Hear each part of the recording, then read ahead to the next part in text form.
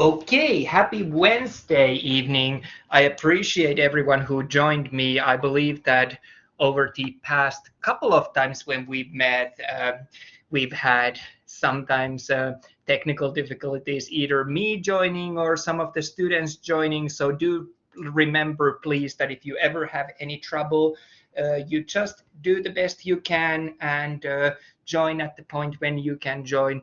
I do always record these sessions as well, so you will be able to look at the recording if for some reason you're delayed.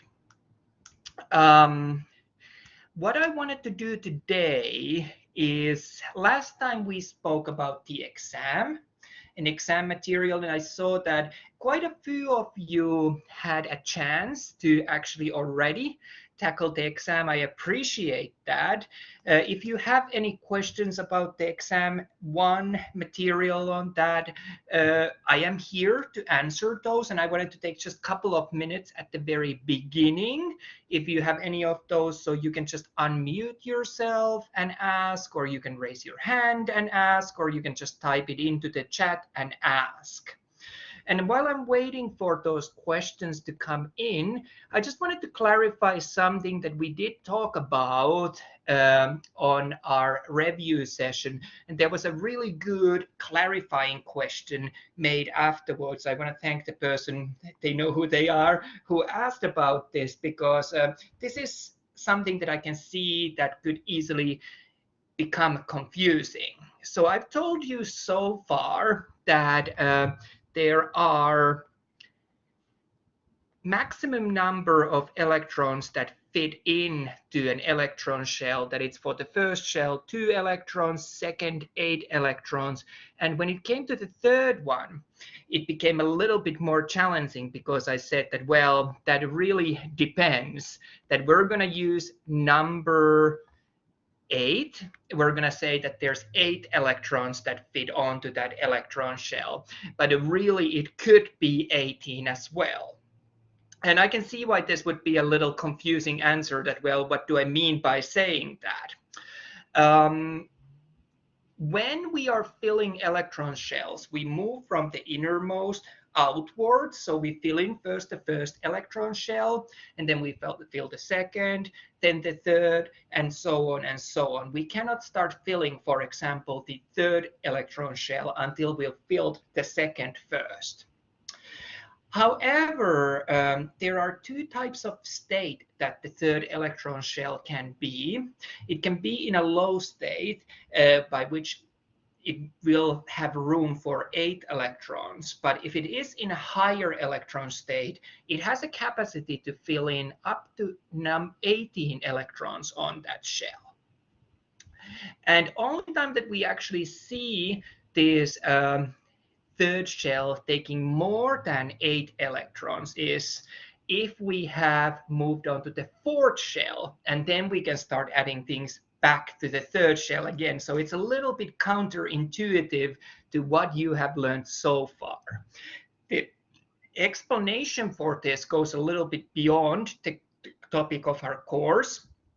So for our purposes, I just encourage you to think of it as the electron shells fitting, starting from the first 2, 8, and 8 electrons. And I don't think that any point we really go to much further than the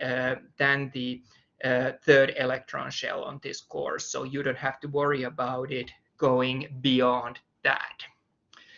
And let me just make sure that there's no transitions from the slide, just because I saw it was jumping around on its own.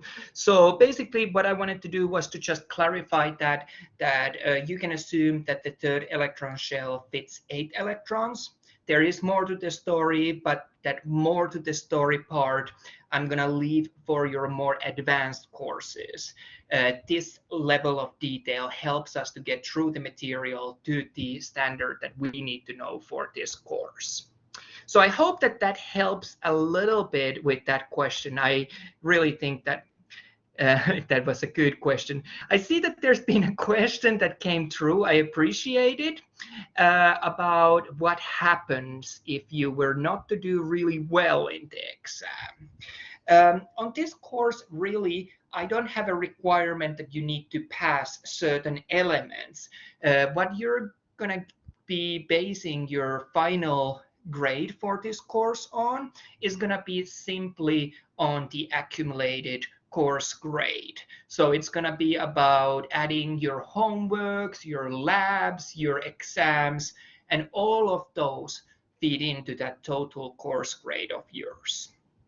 But if for some reason you have attempted the exam and you didn't reach a score that would be a passing score, I probably will be reaching out to you to make sure that we can take a little bit of time to figure out why that would have happened, figure out if it's useful that you have some extra tutoring, or if we need to sit down together every once in a while to make sure that the concepts that we're talking are clear to you. So I always tell my students that exams are just as much of a checkpoint for an instructor than it is for students. So if you don't do well in an exam, that's the time for the instructor also to look at, okay, are we now helping you enough to get where you need to be?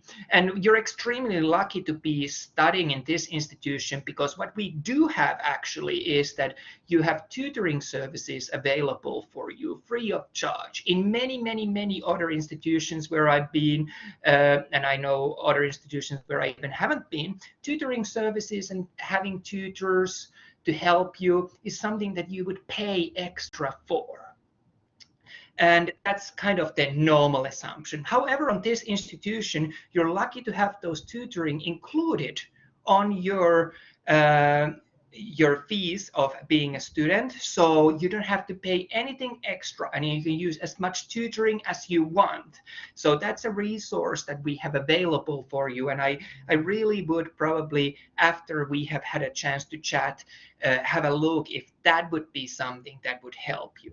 So if the exam didn't go your way, fear not.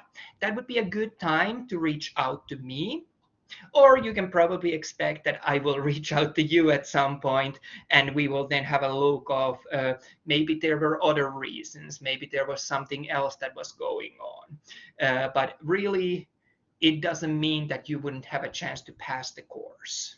It just means that we need to make sure that we figure out why that happened. If it's just that chemistry wasn't your thing, well, I can tell you that we're almost done with the chemistry aspects of this course, so you don't have to worry about that then. But I want to make sure that it's not something that's going to become a problem later on. So I hope that that answers to that. I'm more than happy to talk individually. Just because I am recording this session now, I'm probably going to recommend that we have, if you have any individual discussions, and I'm not saying that this person in particular would have, but if anyone has, I'm going to recommend that we have those at the end of this session after I've turned off the recording, and I can even generate individual rooms with students so that they don't have to share with the rest of the class. But if the exam doesn't go your way, that's not the end of the world. There's always things we can do, but it definitely is that we want to address what was the challenge there. So I hope that that answered that question. That was a really good question. If there are any other questions, feel free to ask at any stage. You can just shout out, you can raise your hand, you can unmute yourself, or you can type to the chat. Normally, if I'm going through the PowerPoint, I sometimes have a little bit harder time to see everything else that's happening. I only have one screen available at the time since I'm not in my physical office. So if that were to happen, I would ask you to just either be patient or just unmute yourself and give me a shout out that, hey, I posted a question. If I'm not reacting to that, that's by no means because I'm ignoring you. It's probably that I just haven't picked it up yet. So if we don't have any other questions, what I would like us to do, I would like us to look at the chapter material for this week's chapter. So just like with the other weeks, we do have new material this week. Although we took the exam, we also do want to work through another chapter this week. We will be also working through another lab this week. And I think last week I had a question about, will I be providing kind of a lab review session this week? I have squeezed it into this session that we have today. Last week you did a lab that was more of a metric system one, pardon me, so it was very self-explanatory. You just needed to take the time. But on this week's lab, I do want to talk about a couple of things so you get the full marks and you're able to ace that. But before we get to the lab, I think a good place for us to start would be by looking this week's chapter content. And one of the things that we're going to be talking about is the concept of molecules. And I'm sorry about that. I'm still surprised that my slides keep moving ahead. So let me try once more.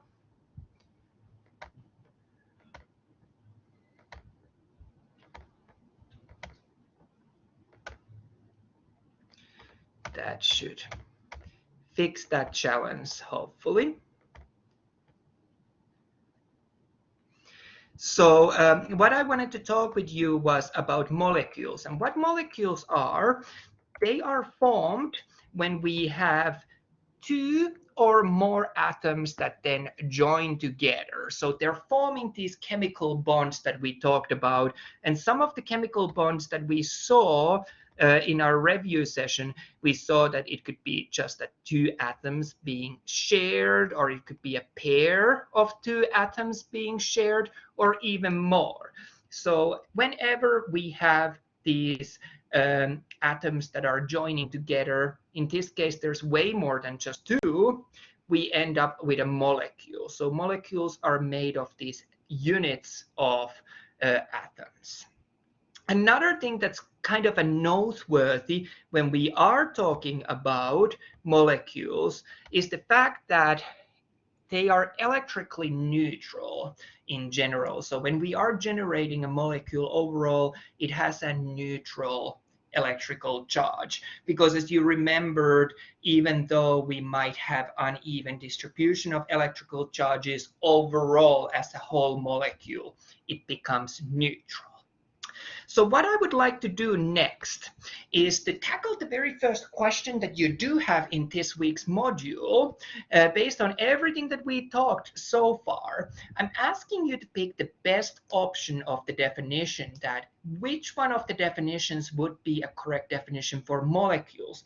And we will use this activity as a means for me to take an attendance as well. So if you could please post your answer to the chat, and you just choose A, B, C, or D, which one you think is the best description of what a molecule is. And for the A and B, what I'm proposing is that it's two or more atoms which are held together by chemical bonds.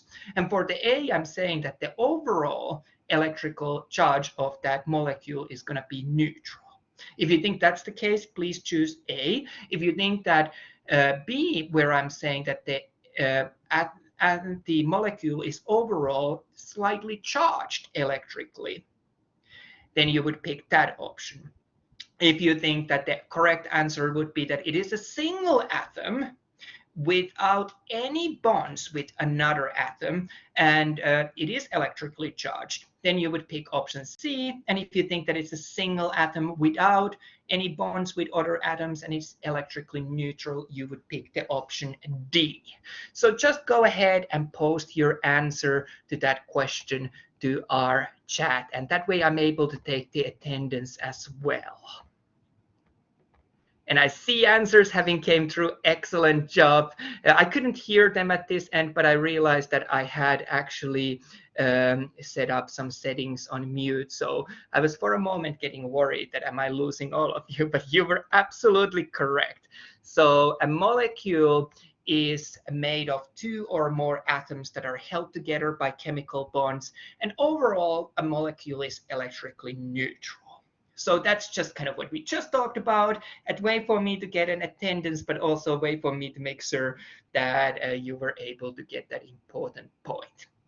So on this chapter, what we're doing, we're talking about 4 important biological molecules, or macromolecules if you wish. And we will be looking at carbohydrates.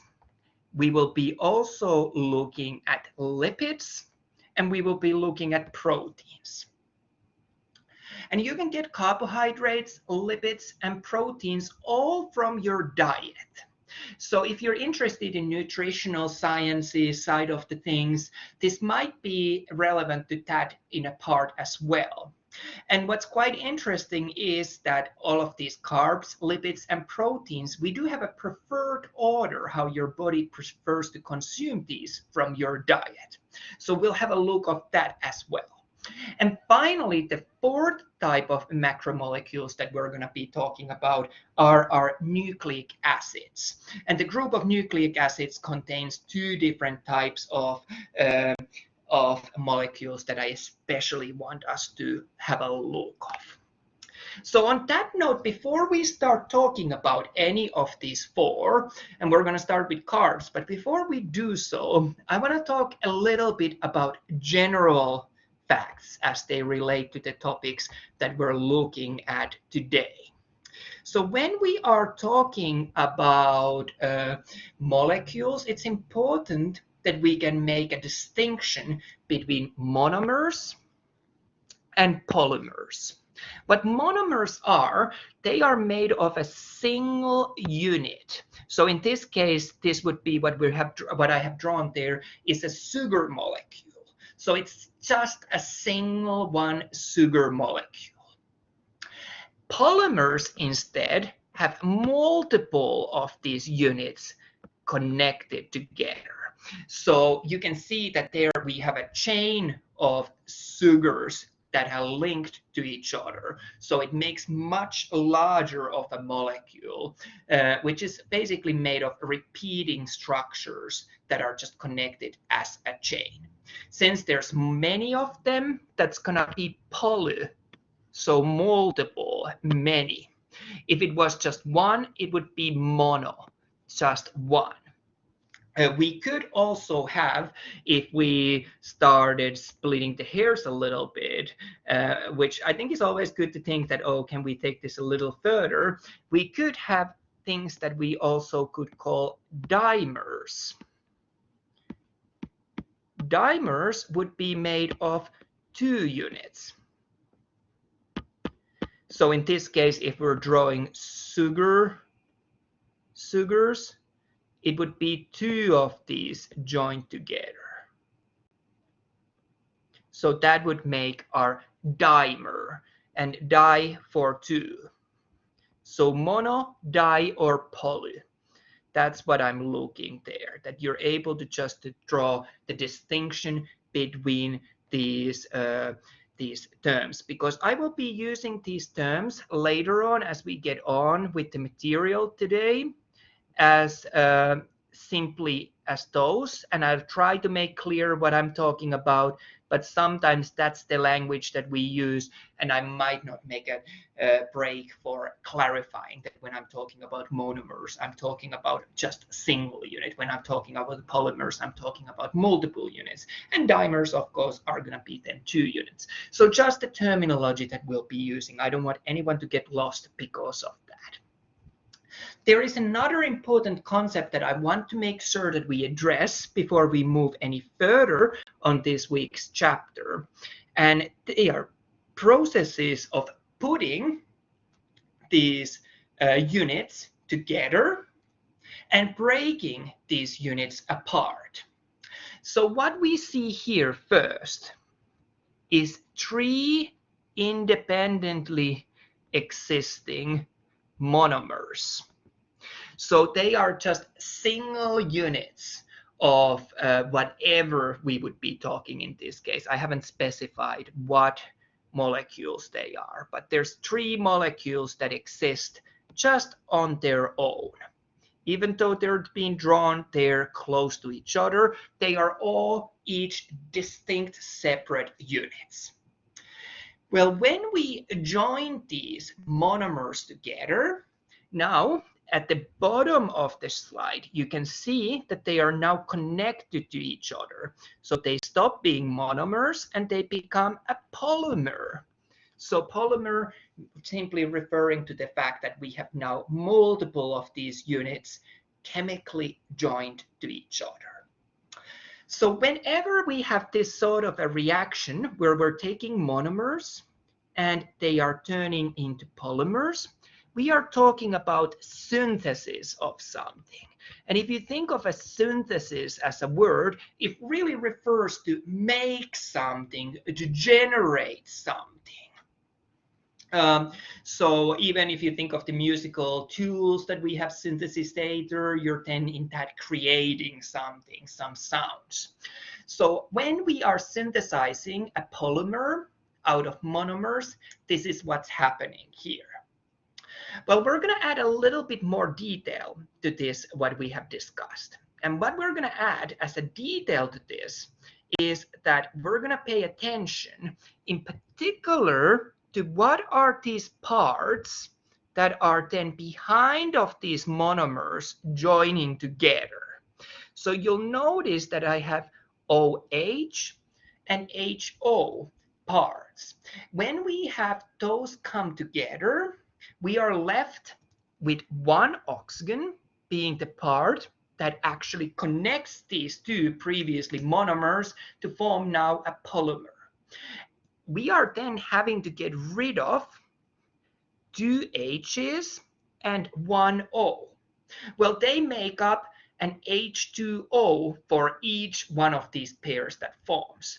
And H2O, of course, was the chemical shorthand that we used when we discussed about water molecule. So when two monomers join together to form a polymer, in this example, in that process, they are going to be releasing one water molecule. So one water molecule is released in that process.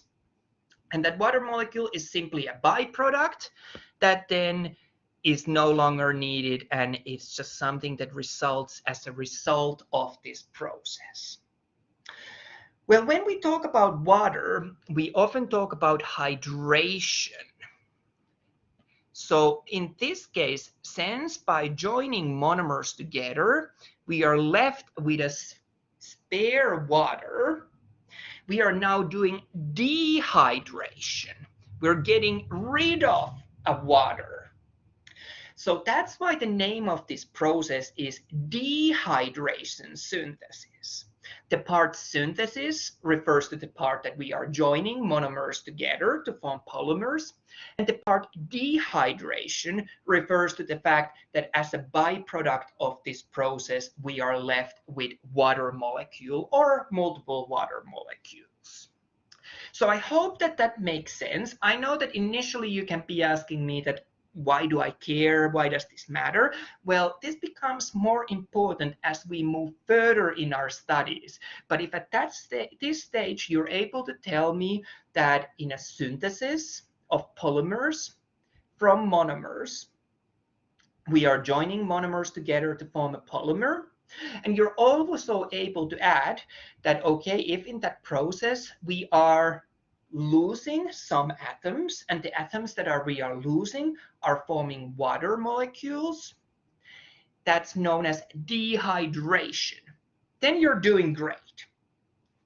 So next time I'm talking about dehydration synthesis, we all should be on the same page of being able to say that, oh, he's probably talking about forming polymers by joining monomers together, and as a byproduct, we were left with these water molecules, either one or multiple water molecules. So that's the first concept that I wanted us to know regarding this making polymers out of monomers. Well, we're going to look at a reverse event of that.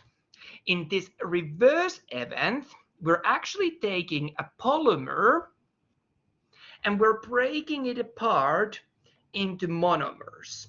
So these reactions can go either way. So let's have a look of that. So here we have a polymer made of multiple units that are connected to each other. So that's why it's poly. It's multiple units. Well, now we're going to break this polymer into monomers. So we have at the end of the reaction 3 individual monomers. Even though they have been drawn on this diagram that I drew close to each other, they are not physically at the bottom anymore connected to each other.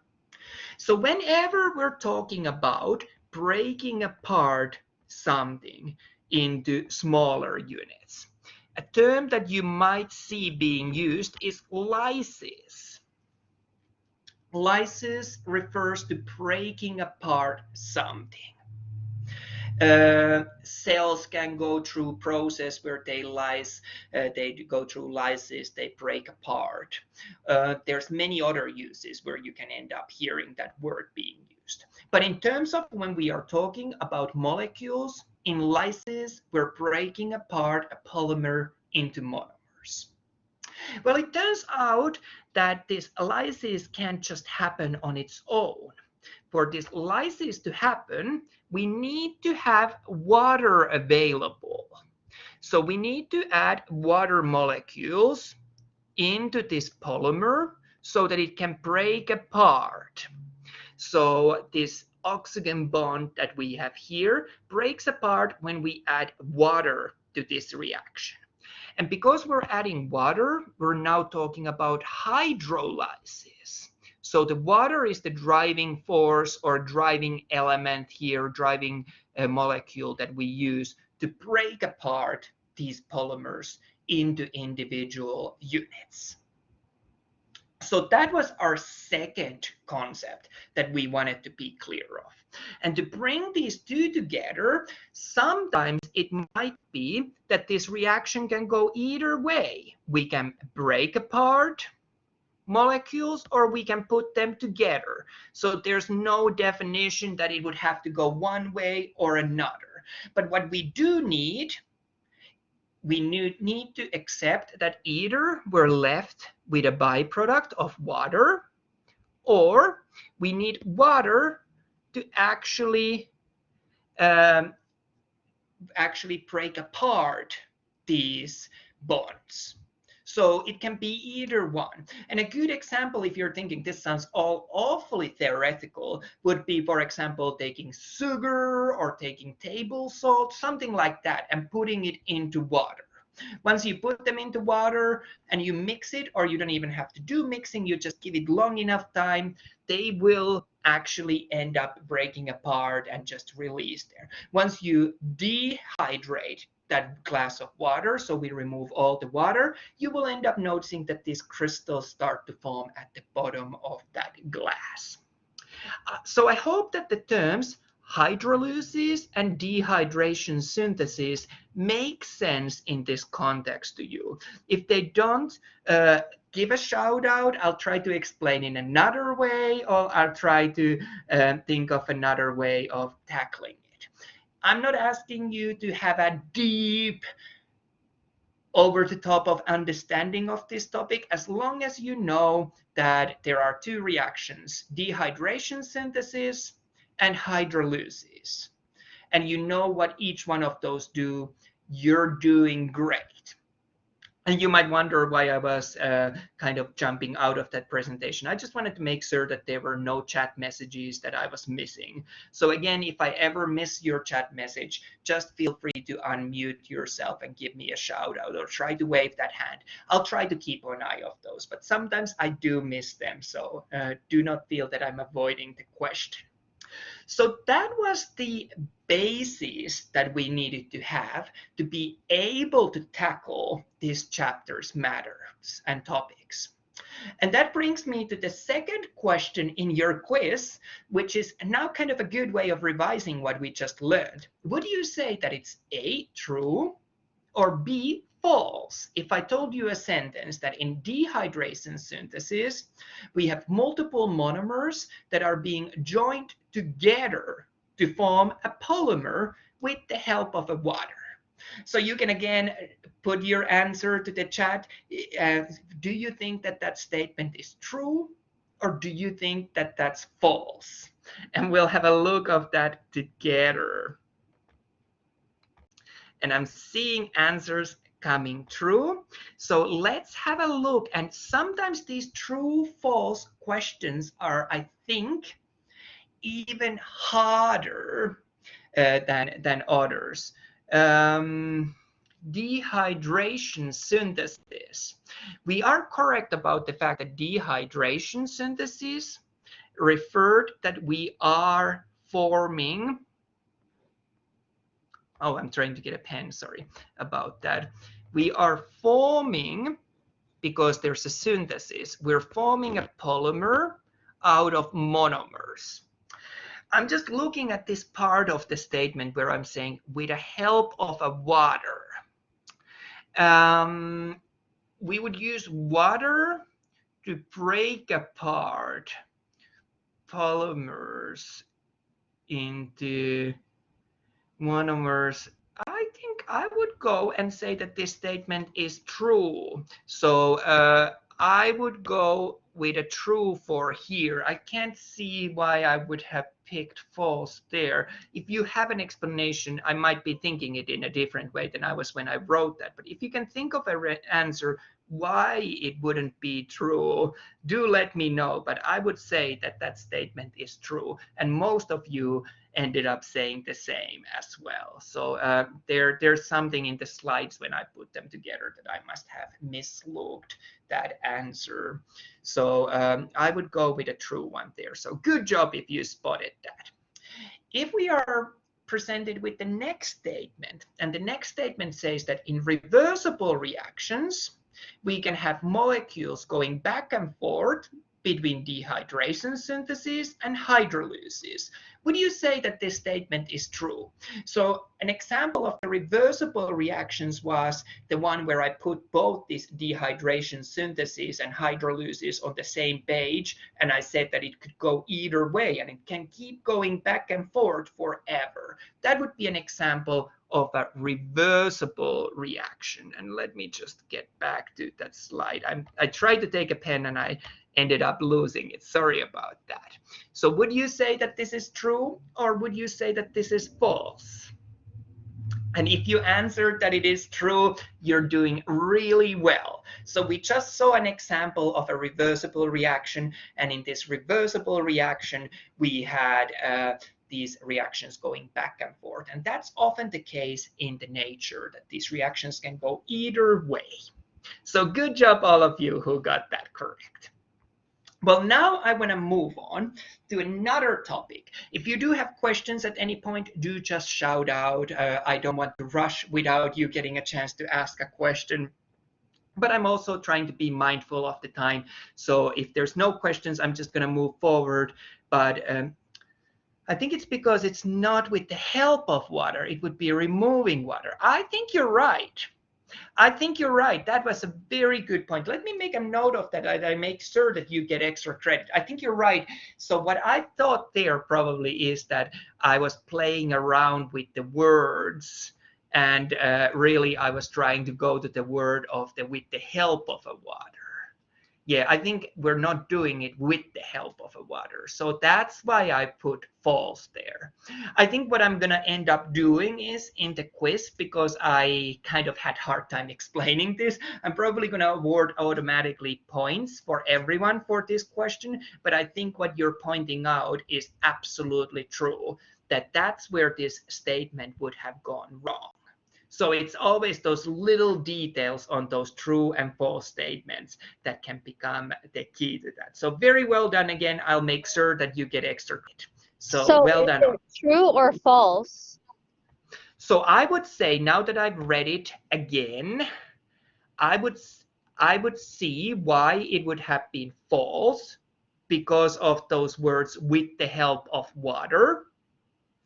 But if we ignore that part of the statement, I could see it also being true. So really, if we are looking at every little bit of detail, yes, I would probably say that that's false. But even and I wrote that question myself, could have fallen for that because of that very last piece of there, and I didn't pay attention to that. So I probably would not expect you to catch that if I didn't catch it myself. So the real answer is false, but what I will do, I will probably just automatically award everyone full marks for that question. So very, very good job there. I really appreciate it. So let's have a look at the next concept that I wanted to talk with you guys. So we can have many different kinds of chemical reactions. And in these chemical reactions, what we're typically trying to do is that for a chemical reaction to happen, a certain amount of energy investment needs to be met, or a certain amount of energy needs to be available before the reaction can proceed any further. So in this example, for example, we're taking sugar or salt. I think these are sugar cubes that I have here, and we're wanting them to dissolve into water. Well, for that to happen, there needs to be a sufficient amount of energy available for this reaction to move forward. I don't know if the sugar cubes are the best example there. We can think of, for example, let's say we're climbing on top of the hill. Well, we need to have a certain amount of energy to make it all the way to the top of the hill for us to be able to come down on the other side. And that brings us nicely to this next diagram. And what I was really trying to say in the previous picture was just to preface this diagram. So we have things known as enzymes. You might have heard about, for example, digestive enzymes that you have in your digestive system. Well, they're examples of enzymes, but enzymes can be found in many other places. And what enzymes do, they simply assist us in reactions. And in this context, we can think of them, they assist us in chemical reactions. So enzyme helps us with a reaction that would happen anyways. That reaction would happen even if we didn't get involved. But by adding enzyme, that reaction happens, for example, faster or easier or more efficiently. So we're somehow assisting that reaction to happen, even though that reaction would have happened anyways. But by adding an enzyme to a reaction, we're helping it to happen. And a good way to think about it is that we had this initial activation energy point that we had on this graph that plotted the energy and reactions progress against each other. So on the x-axis, you can see the reaction moving ahead. And on the y-axis, you can see the amount of energy that we need for that reaction. Well, normally we had that green line that you can see, the solid line, if anyone has issues with seeing color. And we needed to reach this initial activation energy for the reaction to move ahead. That's what happens normally. However, if we add an enzyme to this reaction, it can, for example, in this scenario, bring down the activation energy needed for the reaction to happen. So now the reaction is going to happen, but it's going to happen easier. We don't need to reach quite as high of an energy state as we had on the initial scenario. So enzyme simply is helping us to make something happen, to activate this reaction. So going back to that example that I used, that, okay, let's think of this as a process of climbing on top of the hill on our journey to a destination. Well, to get over that hill, we needed to climb so high. We needed to have so much energy to be able to cross that hill. But if we were to add an enzyme to this scenario, that basically brings down the hilltop a little lower. So the climb up to the top of the hill isn't quite as high. So crossing that hill is easier. So in that sense, making the reaction happen.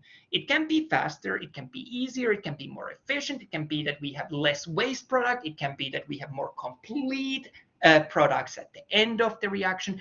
But in one way or another, enzyme assist us to make that reaction to happen. And your textbook, I'm not sure if I stole this from your textbook or if this is something that I've used in my previous classes. I use quite a few, multiple different textbooks. But the way I like to explain an enzyme to my students is by using this series of images. So let's think of a reaction where the role of that reaction is to break apart this initial piece that's shown in green color. And in this reaction, this initial piece will be broken into two parts. And that will happen normally anyways, whether we get involved or not. It's just something that will happen, regardless of our involvement on it or not. But if we bring in an enzyme, which I have shown on a yellow color here, I think I was going really CAC colors when I was putting this together. What an enzyme is, it's a molecule and it helps this process to happen.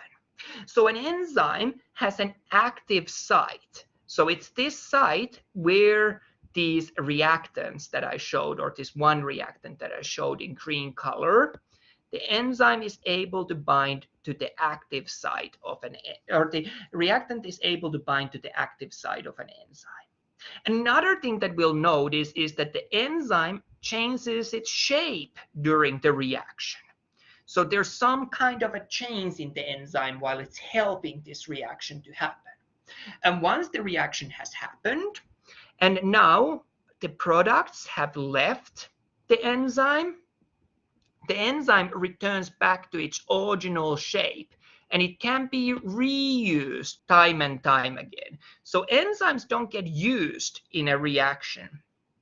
They simply assist us in making that reaction to happen, and we can keep reusing them time and time and time again. So enzymes are not used, they just assist us to make that reaction happen. And I often think that for me, at least, having that visual example makes it a little easier. Well, this is where I want to talk about a couple of examples that I listed. Students most often think of the dietary enzymes when we talk about enzymes that you could have. For example, lactase or maltase or sucrase are good examples of enzymes that help something to happen. And in this case, breaking, for example, if we talk about lactase, breaking the milk sugars, those polymers, into monomers or dimers or monomers. So they help in this process of making this reaction happen. Your textbook might use a term catalyst. And even though your textbook might say something, I want you to use a proper definition of a catalyst. Catalyst is an example or one type of an enzyme. There are many other types of enzymes. Not all enzymes that we have are catalysts. There are many other enzymes. But what catalysts do, they speed up chemical reactions. So they help us to make the chemical reactions take place faster. But not all enzymes are catalysts. There's a bunch of other kinds of enzymes that do exist.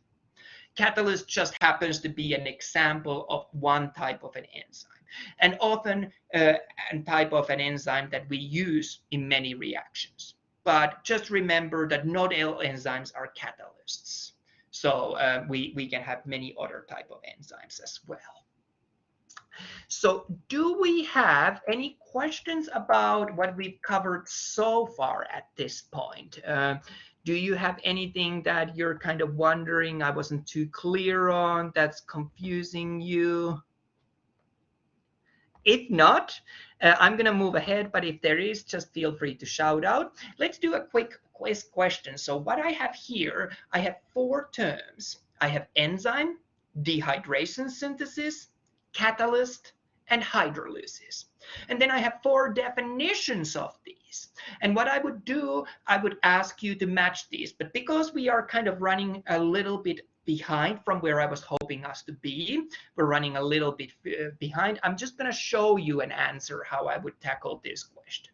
Well, we just learned that enzymes assisted us in chemical reactions, and it could be in many ways that they assisted. And we also saw that catalyst was an example of enzyme, and catalysts in particular speeded up chemical reactions.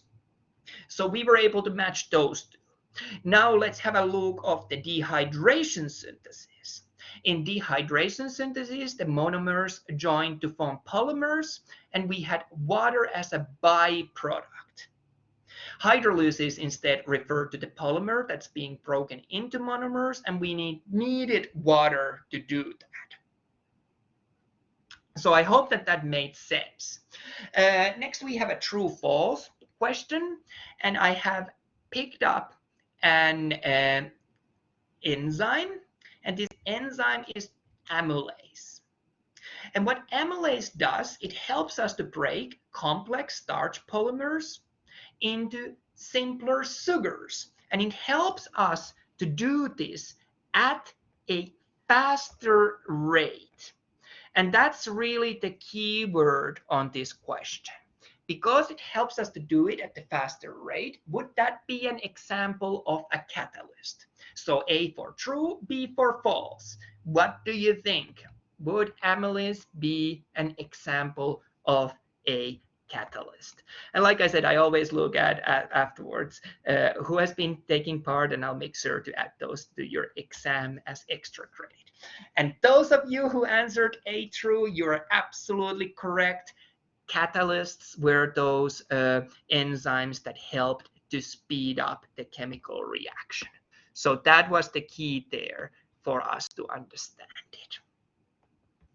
Okay, now we get to our carbohydrates, lipids, proteins, and nucleic acids. And let's go through those. We've got about 25 minutes for this. I was hoping to talk a little bit about the lab. We'll see. It might be that I'll just offer the assistance on the lab as a recording, but we'll see where we get. And we're going to start with the carbs. So carbohydrates, that's the first macromolecule that we're going to look at.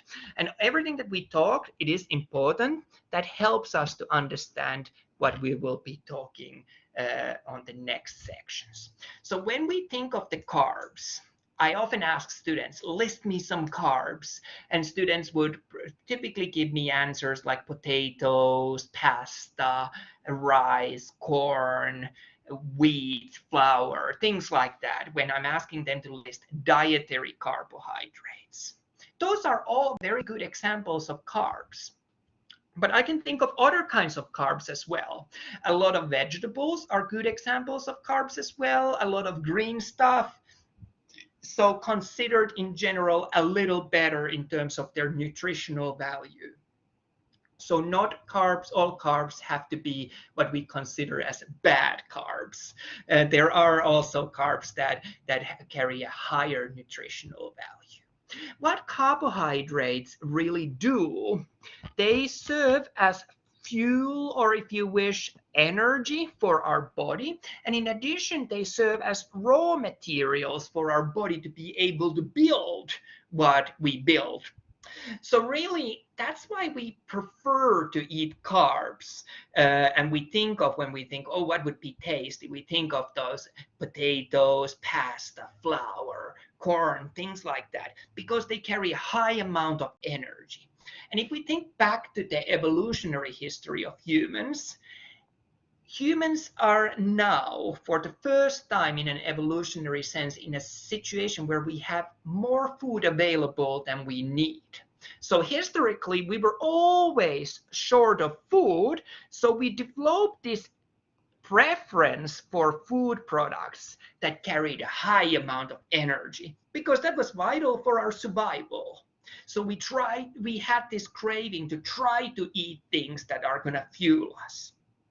So that's the evolutionary explanation why we are attracted to certain types of carbohydrates over others. Another thing that I wanted to add and I kind of make a note of with you is that carbohydrates, often these products that are rich on carbohydrates, also include high amounts of fiber. And it turns out that fiber is not something that we really can digest. It simply goes through our body, through our digestive system. So why would you then want to eat food that's high in fiber? Well, there's two reasons that I can think of for that. First of all, that fiber just physically gives us more bulk to the material that we eat. And one way that makes us feel full is when our stomach is being stretched and other parts of the digestive tract further down the line are being stretched. We just simply feel more full. And if we fill that space with fiber, we get that sensation of being full. Another thing where fiber is important is that it helps us also to have something to push against as the digestive tract pushes the material through it.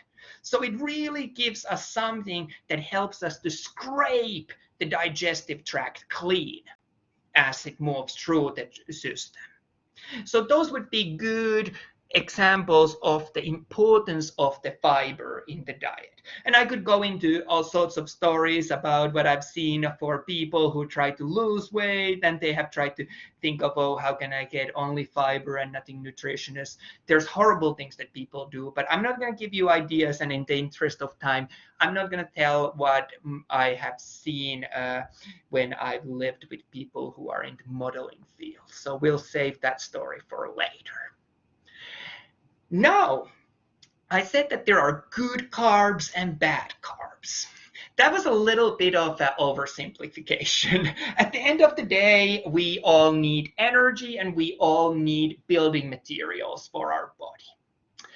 But not all carbohydrates are built the same way. And this brings us to what we were seeing earlier on when we talked about the introductory concepts for this chapter. When we talk about carbohydrates, we talk about saccharides. And we have carbohydrates that are made of different number of subunits. So let's have a look of that together. So if we only have one subunit, one saccharide, we talk about monosaccharides.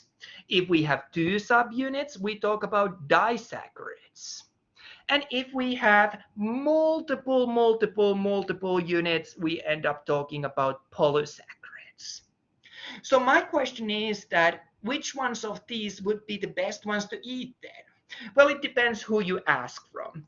But my answer would be really that your body is most able to utilize mono and disaccharides. So these are what we often think of very rich in energy, easy to access. Things like sugar, honey, milk is, for example, milk contains milk sugars that are disaccharides. So our body is able to get to those real fast, real easily. It doesn't require a lot of work. So that's energy that's easily available. However, once you have used those, they're gone. So because it's so easy for the body to access mono and disaccharides, your body tends to burn through them. Anyone who has seen kids who you give loads of sugar knows that you get that sugar high. They get that sugar high, and then after that, they crash. The energy has gone. There's nothing left. So mono and disaccharides are good in very short term. We're able to get that energy, but we also burn through that energy. If we want to eat carbohydrates that stick around in your body for a longer time, and for the time when you really need that energy, you would probably like to eat polysaccharides. Polysaccharides are these longer chains of carbohydrates, and we need to break them apart into di and monosaccharides before we end up actually using them in completion.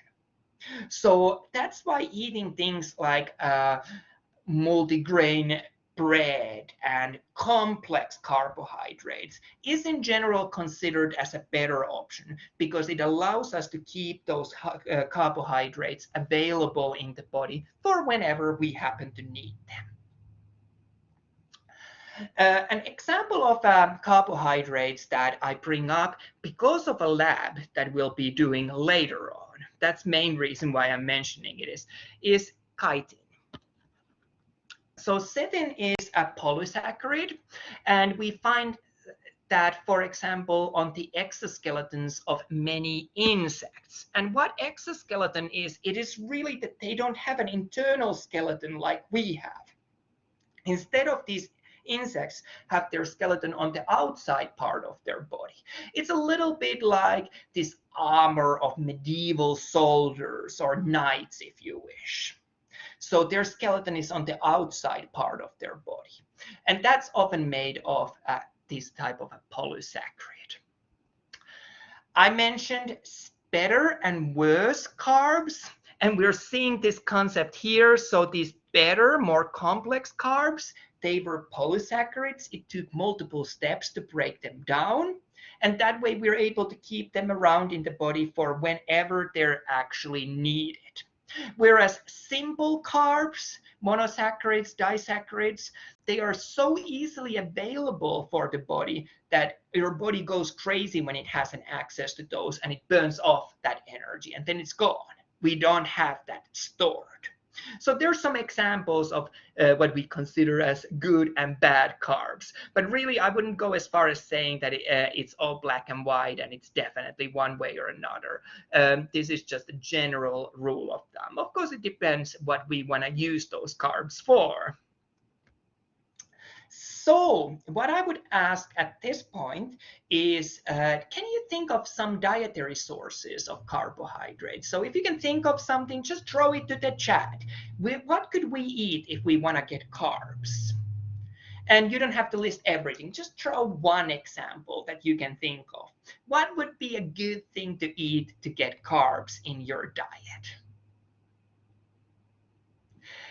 And I think there's some really good answers coming in. I'm just jumping again back and forth to have a view. There's really, really good ones. Good ones also that I hadn't thought about. Very, very good work there. So the ones that we most often answer are these bread, corn, rice, pasta, potato. But there are much more options there. And many of you came up things like broccoli and yams and so on. Those were really good examples of that. Not all carbs are these ones that we are typically thinking immediately. Okay, that was a good job there. And I wanted to also ask a second question. Why would having dietary fiber be useful for our digestive system? And there might be more than one correct answer in this question. Would it be A, that it gives us a feeling of being full? Would it be B, that it helps us to move materials along the alimentary canal, digestive tract? Would it be C, that it's a good source of highly concentrated energy? Or D, could it be that we can use our dietary fiber to build structural proteins? And I see answers coming in. Good job there. You are correct. It is A and B that are the answers that I was looking there. So remember that dietary fiber gave us that bulk, making us physically feel full, making the organs of the digestive tract feel like they are being stretched, so there is stuff inside there. But also it helped us to push the material along this alimentary canal, and in this way kind of to clean it, if you wish. So very good job if you picked both of those. I would ask you to rank these sources of dietary carbohydrates from best to worst. And you don't have to answer to this question if you don't want, but I wanted to show it. Of course, we would want to have, and I've gotten these numbers here wrong way around. So the best would be our polysaccharides, and worst ones would be monosaccharides. So I've just gone from best being number 3 to worst being number 1.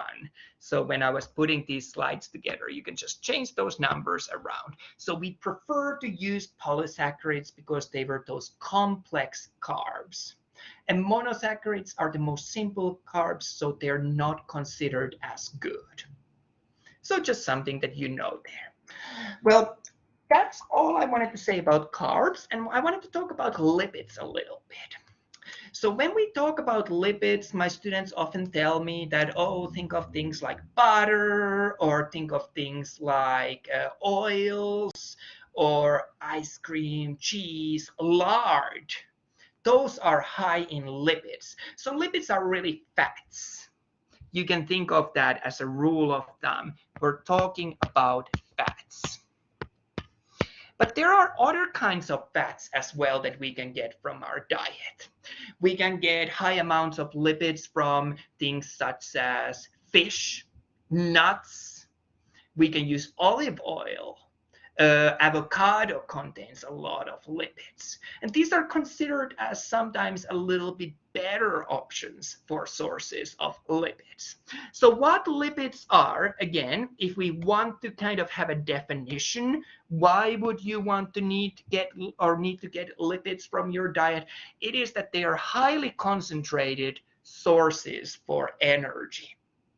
So they are good sources of energy, and this energy is really packed in the greatest amount of energy in the smallest volume. So that's why if you really need a lot of energy and you don't really want to carry, for example, for a hike, a huge amount of stuff, you might be looking at things as food that are rich in lipids.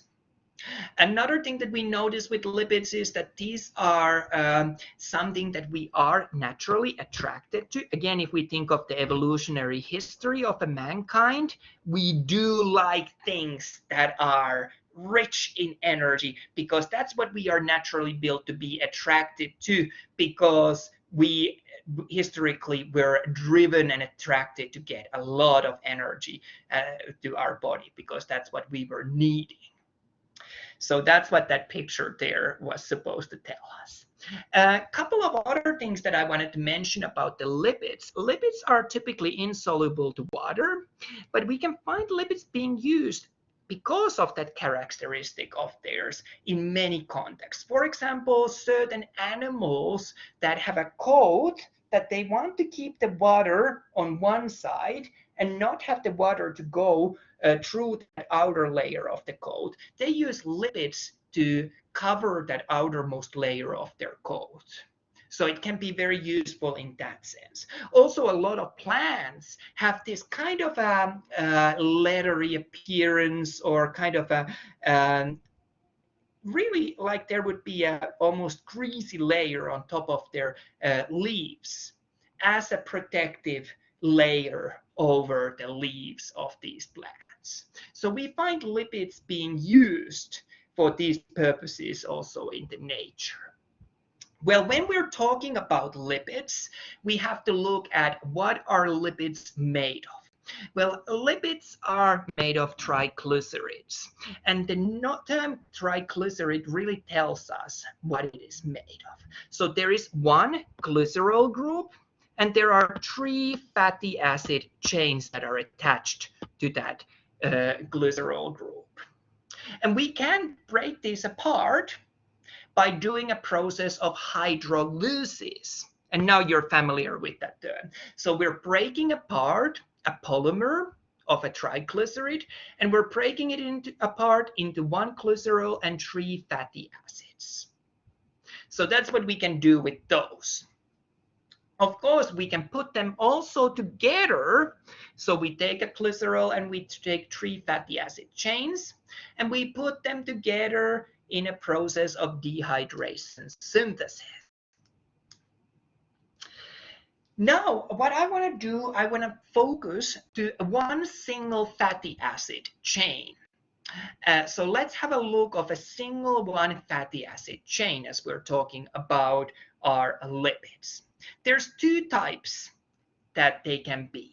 So saturated fatty acids have only single bonds between these carbons that form the backbone of this fatty acid. So they are organized with single bonds. They tend to appear as having this straight chemical appearance through chemical formula if we write it out.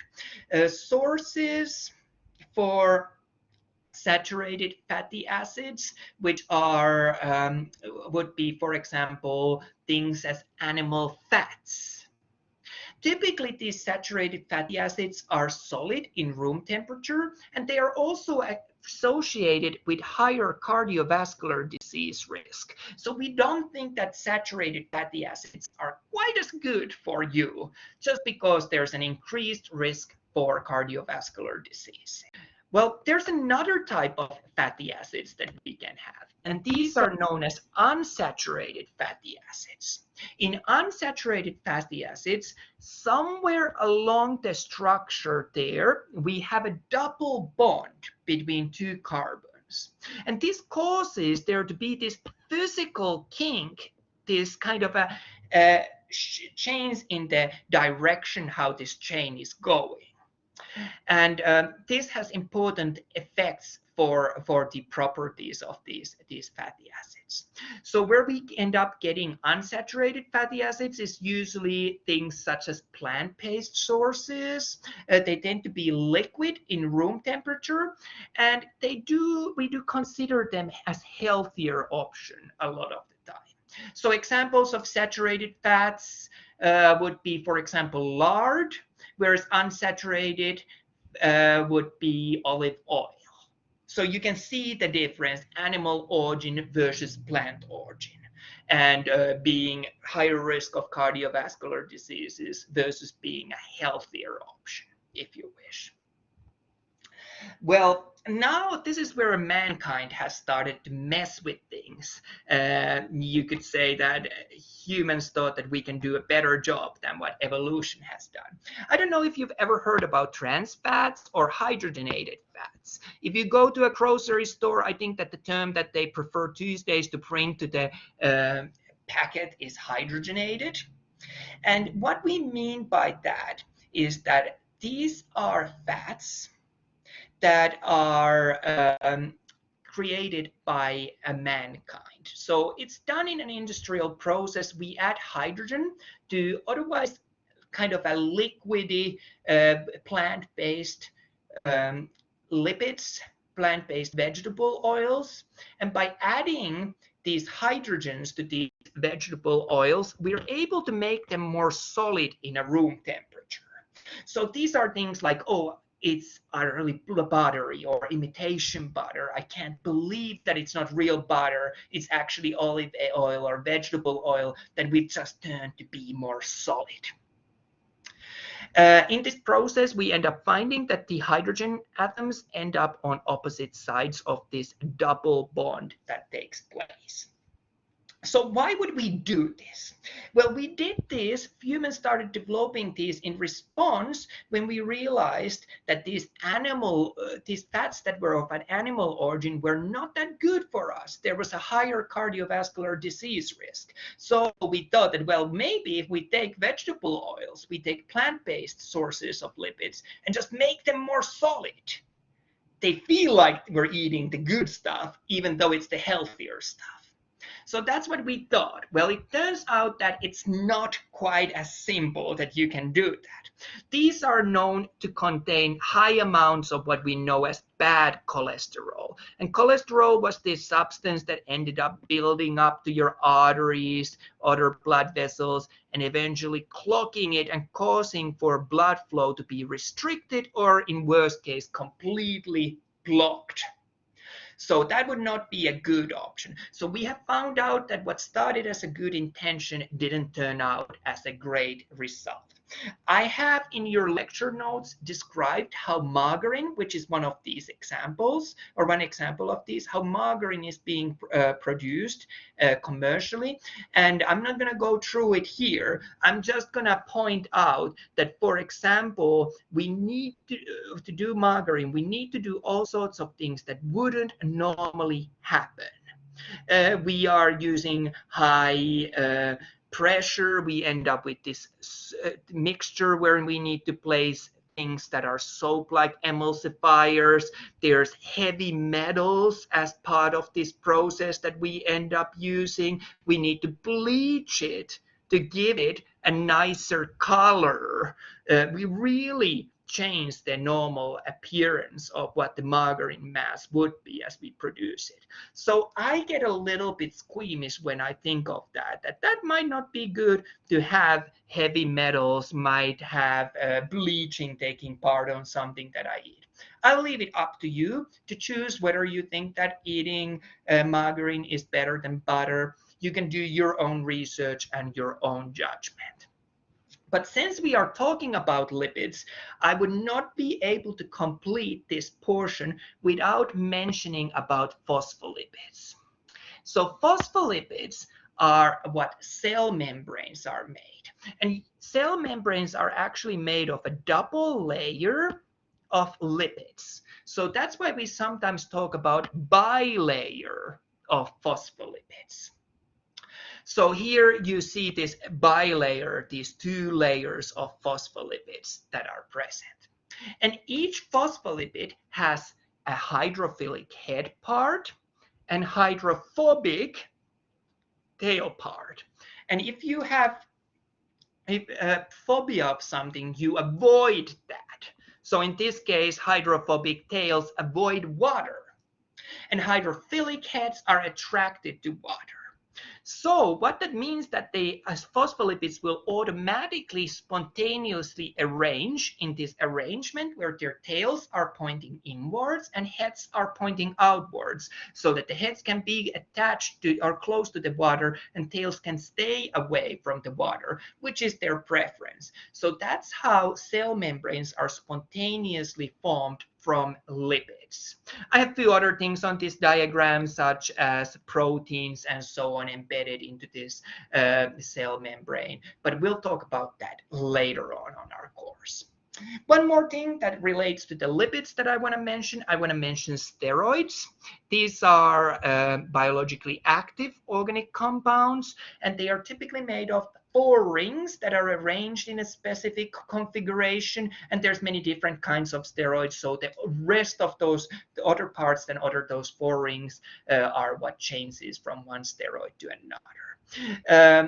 Steroids play a significant role, important role in our bodies, such as signaling molecules when we think of the hormonal system, but also playing role in the cell membranes, altering the fluidity of the membrane. So some of the examples of those are cholesterol, testosterone, estrogen, and progesterone. Well, we end up finding that steroids are made out of cholesterol. So that's what we need to make those. But I want to remind you that all cholesterol that you need, your body will make itself. So you do not need to eat cholesterol-rich food. If you eat cholesterol-rich food, you have this risk of building up plaques building on the arteries and other major blood vessels that narrow the vessel diameter and can cause even blocks or cloggages there. So again, I would ask dietary sources for lipids, but in interest of time, I'm just showing some examples. We do have better ones than these. And if I have a question where I would ask which of the statements is not true, these are usually the tough questions because it's easy to find things that are true. It's harder to find things that are not true. So in this example, both A, B, C, and D are true. They are correct.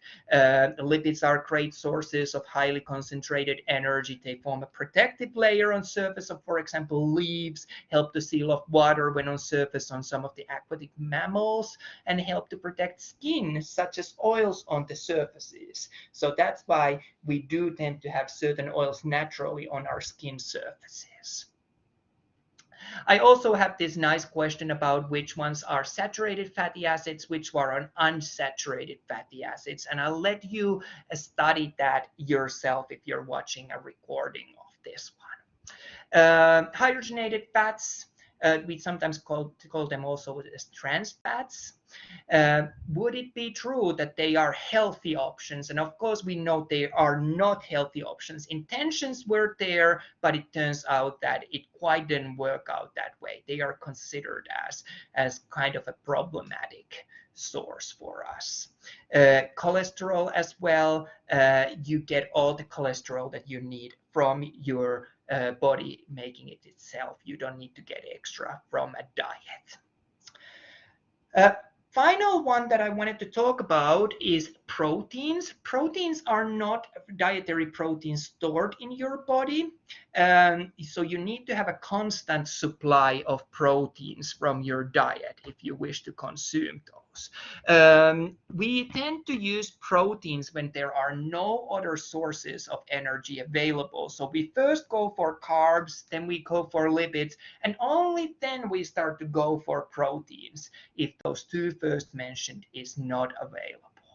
So that's why you might see at the gym athletes consuming protein shakes while they are training, because the proteins are not stored in your body. They're trying to ensure that when the protein is needed to build muscle, that is available there. And of course, if you don't get sufficient amount of carbohydrates or lipids in your diet, or even proteins, your body will start to burn off its own proteins to have a source of energy. So basically you can exercise, and if you don't eat at all and you still keep exercising, you burn your own muscles to have energy sources for your body to do its job.